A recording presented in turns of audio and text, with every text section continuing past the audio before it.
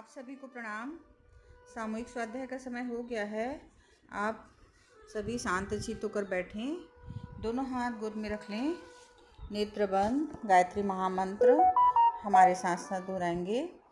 ओम भूर्भुवः स्वः तत्सवितुर्वरेण्यं भर्गो देवस्य धीमहि धियो यो नः प्रचोदयात्।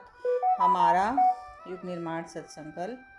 राष्ट्रीय एकता हम समता के प्रति निष्ठावान रहेंगे। जाति, लिंग, भाषा, प्रांत, संप्रदाय आदि के कारण परस्पर कोई भेदभाव नहीं बरतेंगे। परम पूज्य गुरुदेव और वंदनीय माता जी के सूक्ष्म उपस्थिति में आज का स्वाध्याय।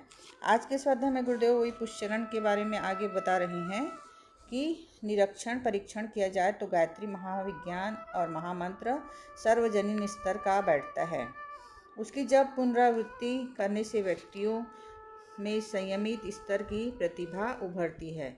साथ ही साथ अदृश्य वातावरण में भी प्रेरणापद तत्वों का बाहुल्य बन पड़ता है। न्यूनतम 108 मंत्रों का एक माला जप ली जाए तो अंतराल में ज्ञान जैसी स्फूर्ति का अनुभव होता है। अधिक जिससे जितना बन पड़े उतना ही अधिक लाभदायक रहेगा। अच्छा तो यही है कि नित्य कर्म से स्नानादि से निर्वृत्त होकर शुद्ध स्थान पर बैठकर जल और अग्नि की साक्षी में उसे संपन्न किया जाए। पूजा की चौकी पर छोटा सा जल का कलश और अगरबत्ती जलाकर वातावरण को अधिक अनुकूल बना लिया जाए। पर जिनके लिए ऐसी स्वच्छता अपनाने में कठिनाई पड़ती है, वे बिना स्नान के भी मौन मानसिक जाप कर सकते हैं। एक माला जपने में प्रायः 5 मिनट लगते हैं। इतना समय निकालते रहना किन्हीं उत्साही श्रद्धालुओं के लिए कठिन नहीं पड़ना चाहिए। इस प्रयास के आधार पर सूक्ष्म शरीर में पाई जाने वाली 24 ग्रंथियां जागृत होती हैं और उस आधार पर गुण, कर्म, स्वभाव का परिष्कार होता है। मेघा निखरती और प्रतिभा उभरती है। कारण शरीर की गहराइयों तक पहुंचने के लिए ध्यान धारणा अपनाने की आवश्यकता पड़ती है।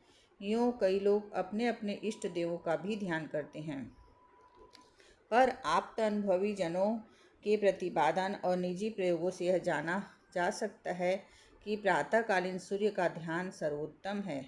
बन पड़े तो प्रातः के उदीयमान सूर्य के प्रत्यक्ष दर्शन भी किए जा सकते हैं और जल अर्घ भी चढ़ाया जा सकता है। पर जिन्हें नियत समय पर किसी बड़ी अड़चन के कारण प्रत्यक्ष दर्शन न बन पड़े तो वे मानसिक ध्यान भी उस स्तर का कर सकते हैं।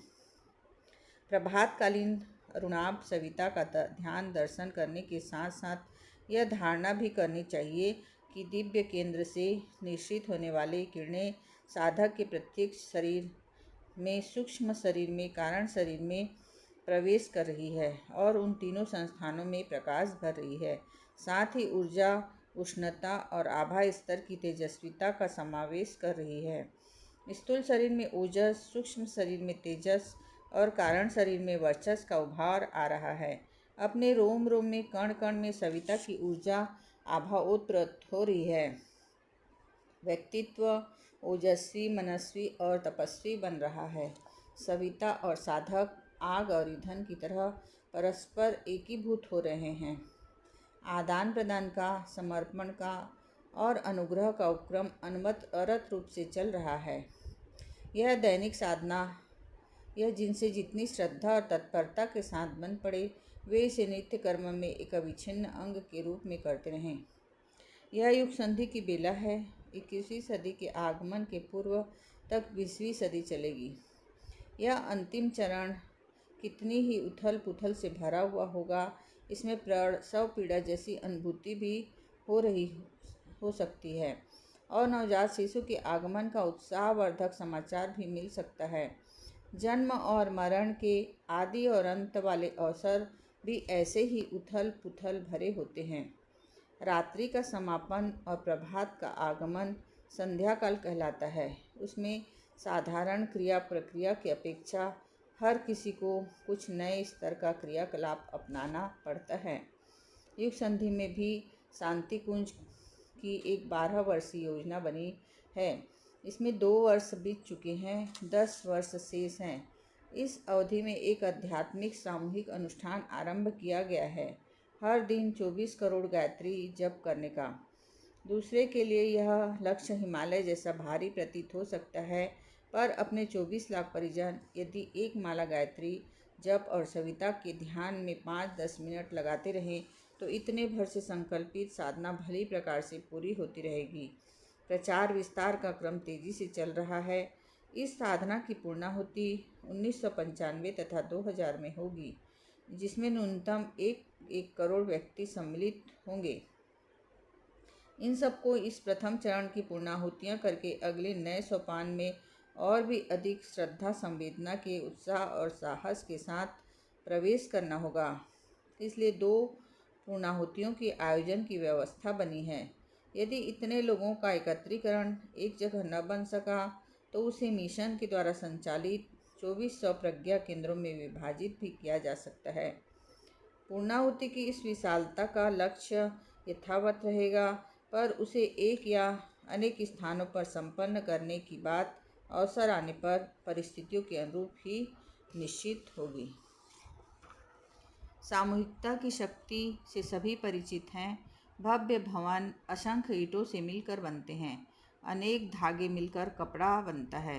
तिनकों को बटकर मजबूत रस्से बनते हैं। सैनिकों का समुदाय मिलकर समर्थ सेना का रूप धारण करता है। मधुमक्खियाँ मिलजुल कर ही छत्ता बनाती हैं। देवताओं की संयुक्त शक्ति से देवी दुर्गा का अवतरण संभव हुआ था। ऋषि रक्त से घड़ा भर जाने पर असुनिकंदनी सीता का उद्भव हुआ था।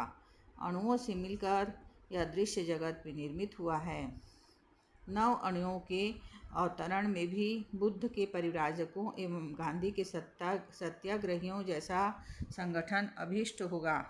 युग संधि पुष्करण को नवयुग की ज्ञान गंगा को धरती पर अवतरित करने वाली सम्मिलित स्तर की भागीरथ साधना कहा जा सकता है। उसे लघु से विभु बनाने में मत्स्यावतार जैसी भूमिका भी तो निभानी है। इसलिए देव मानव को एक छत्र छाया में एकत्रित करना अनिवार्य है। इस संदर्भ में सन 1958 में 1 सहस्त्रकुंडी गायत्री महायज्ञ का प्रथम प्रयोग गायत्री तपोभूमि मथुरा में हो चुका है।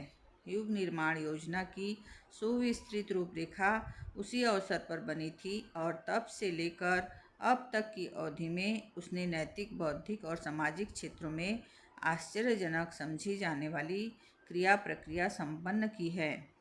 एक जोरदार धक्का भर इंजन देता है तो डब्बे उसी ठोकर के कारण दूर तक पटरी पर दौड़ते हैं।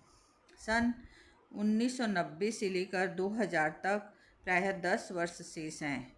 इस अवधि में इतनी समर्थता अर्जित कर ली जाएगी कि पूर्णाहुति के रूप में मारी गई जोरदार ठोकर 21वीं सदी के उज्जवल भविष्य का प्रत्यक्ष दर्शन और अनुभव करा सके। प्रज्ञा पुष्करण की प्रभावी क्रिया पद्धति।